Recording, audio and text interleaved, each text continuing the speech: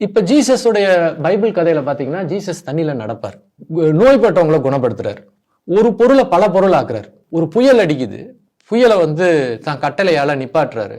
இது பேரு வசித்துவம். இறந்து போன லசாரத்தை உயிர்த்தல வைக்கிறாரு. இது ஈசத்துவம். இப்ப ஸ்பெசிபிக்கா 8 வகையான சித்திகளை அவர் பண்றார்.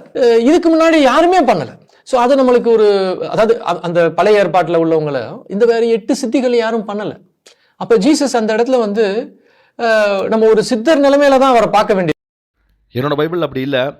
என்னோட பைபிளில் பழைய ஏற்பாட்டு காலத்தில் வாழ்ந்த நபர்கள் மோசே ஆகட்டும், யோசுவாவாகட்டும், எலியா, எலிசா எல்லாருமே அற்புதம் செஞ்சுக்கிறாங்க. மோசே செங்கடலை பிளந்தாரு, யோசுவா சூரியன் நிப்பாட்டினாரு, எலியா முதல் உயிர்த்தெழுதல் பண்ண வச்சாரு, எலிசா ரெண்டாவது உயிர்த்தெழுதல் பண்ண வச்சாரு.